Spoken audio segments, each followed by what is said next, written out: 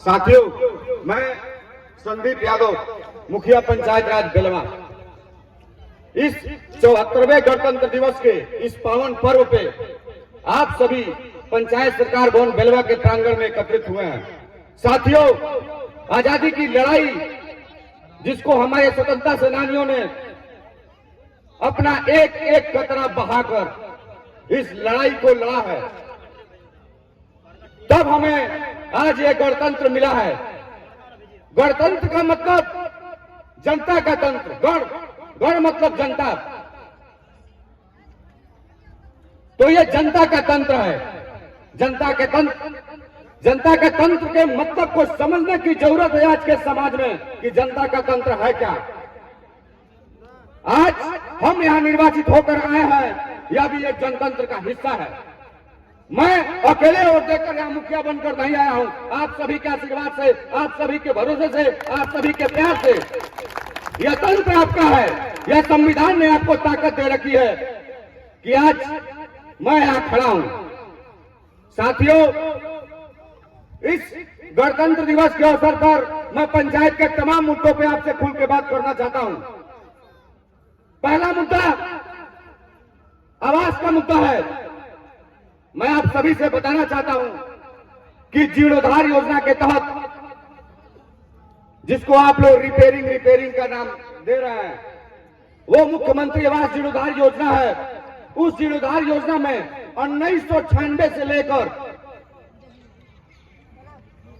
मार्च 2010 तक जो इसके बीच में जो आवास पाया, जो भी लाभुक जिन्होंने आवास पाया, उसमें SC/ST और EBC, SC/ST और बस EBC को वो लाभ मिलेगा, यानी जनरल और BC को ये लाभ सरकार नहीं देने जा रही है। एक पॉइंट आप क्लियर कट कर लीजिए, क्योंकि मैं देखा चुनाव का वक्त था, उसके पहले तमाम लोग जनरल कैटेगरी, BC कैटेगरी, सारे लोग रिपेयरिंग का फॉर्म लेकर दौड़ रहे थे कि हमको 50,000 रुपया रिपेयरिंग का लेना है, रिपेयरिंग का लेना है।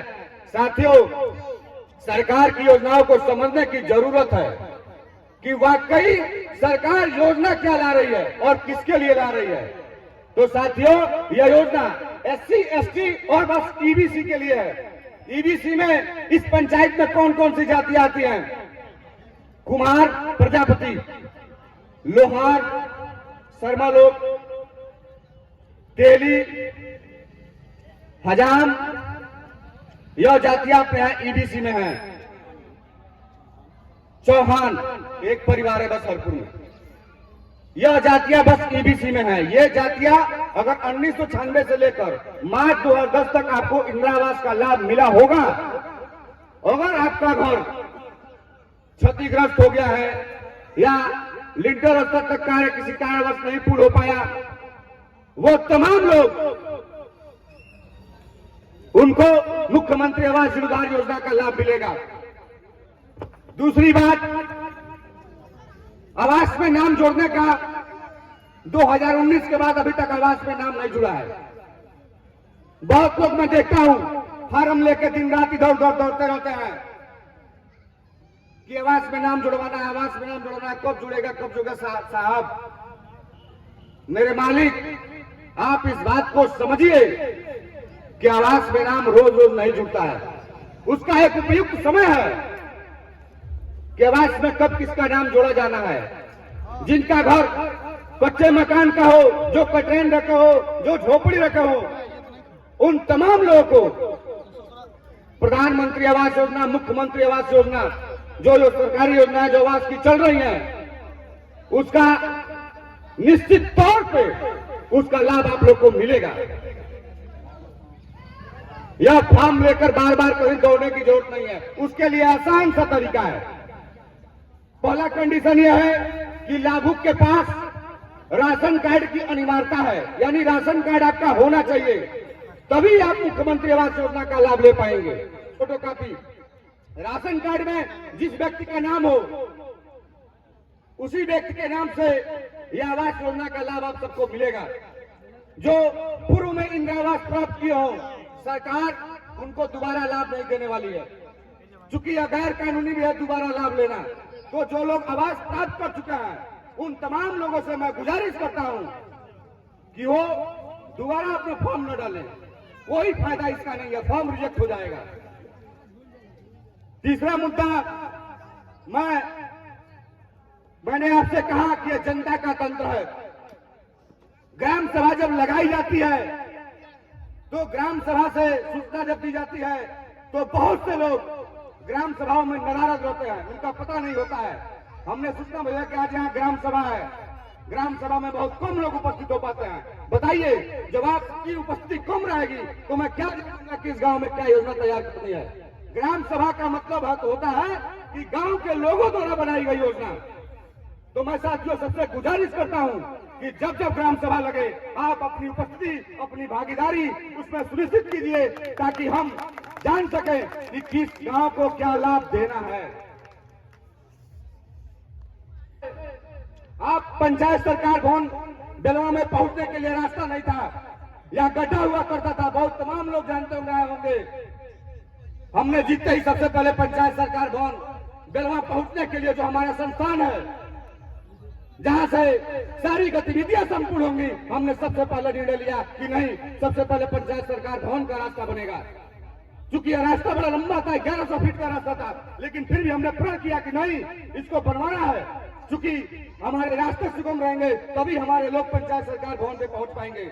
साथियों, पंचायत सरकार भवन यह सरकार की एक ऐसी व्यवस्था है जहां से एक छत के नीचे आपको राजस्व कर्मचारी, किसान सलाहकार, इंदिरा आवास सहायक, रोजगार सेवक, कार्यपालक सहायक, मुखिया, सरपंच, कचहरी सबसे मुलाकात होगा। मगर दुख की बात यह है कि हमारा पंचायत सरकार भवन पीछे विगत 10 सालों में कभी संचालित नहीं हो पाया। इसीलिए हमने चुनाव जब जीता तो यह हमने प्रण किया कि हम पंचायत सरकार की व्यवस्था को बदल देंगे। हम पंचायत सरकार भवन की व्यवस्था को सुचारू रूप से चालू कराएंगे, ताकि हमारी जनता को, हमारे लोग को उनका लाभ मिले। तमाम लोग इधर उधर फार्म लेकर दौड़ रहे हैं, कोई आय जात निवास का लेकर दौड़ रहा है, कोई पेंशन का लेकर दौड़ रहा है, कोई आवास का लेकर दौड़ रहा है। वो सही जगह नहीं पहुंच पा रहे, बीच में बिचौलिए दलाल उनको गुमराह कर उनसे पैसा जीत लेते हैं, उनसे पैसा वसूल लेते हैं। मैं तमाम साथियों से गुजारिश करना चाहता हूं कि जब तक हम किसी योजना की सूचना आपको न दें, तब तक किसी बिचौलिए के चक्कर में पड़ने की जरूरत नहीं है। साथियों, हमने बेलवा में नाला निर्माण का काम लगाया हुआ है। आपसे मैं गुजारिश करता हूं कि जब हम ग्राम सभा लगाएंगे, उस ग्राम सभा में आप उपस्थित होइए। आप बताइए कि कहां नया रास्ता बनवाना है, आप बताइए हमको कि कहां नाला निर्माण करवाना है। साथियों, सरकार द्वारा एक बहुत ही जल जीवन हरियाली के तहत महत्वाकांक्षी योजना चल रही है, सोख्ता निर्माण का, सामुदायिक सोख्ता। सामुदायिक सोख्ता के बारे में आप सब एकत्रित हुए हैं।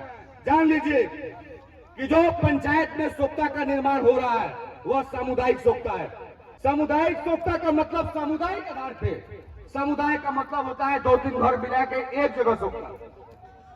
आप अपने अगल बगल आपस के लोगों से समन्वय स्थापित कर आप हमें बताइए कि हम 3 घर, हमारे पानी बहाव का कोई रास्ता नहीं है, हमें सोख्ता का निर्माण करवाना है। मैं निश्चित तौर पे आपका वो काम करूंगा। साथियों, स्वच्छता के बारे में मैं आपसे चर्चा करना चाहता हूं। अभी पंचायत में हर वार्ड में 2-2 सफाई कर्मी की बहाली होनी है।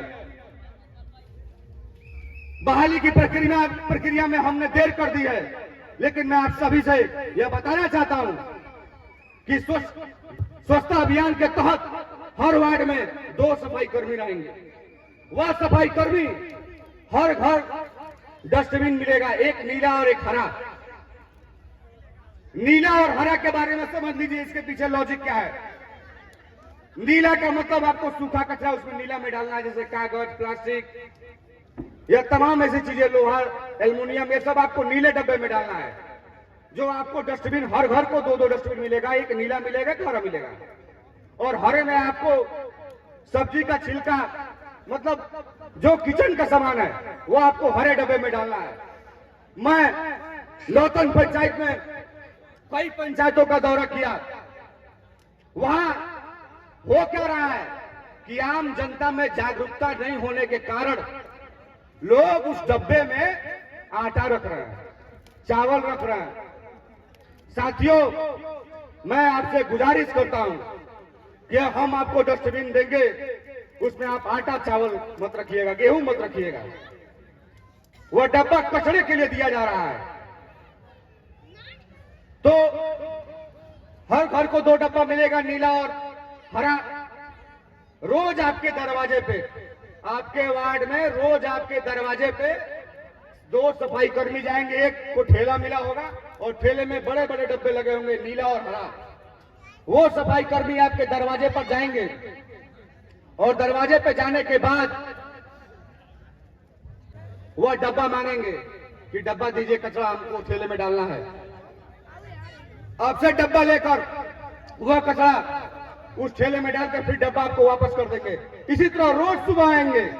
यानी हम पंचायत को स्वच्छ बनाने के प्रति प्रतिबद्ध हैं और ये हम सबका एक ड्रीम है कि हम अपने पंचायत को स्वच्छ बना जाएं, क्योंकि आम जनता की भागीदारी जब तक मेरे साथ नहीं बनेगी, आम जनता जब मेरे कामों में सहयोग नहीं करेगी, तब तक हम अपने सपने को पूरा करने में साकार नहीं हो पाएंगे। तो साथियों, यह हमने स्वच्छता के बारे में बताया। अभी बहुत जल्द मार्च अप्रैल तक स्ट्रीट लाइट यानी सोलर लाइट जो आप कह रहे हैं,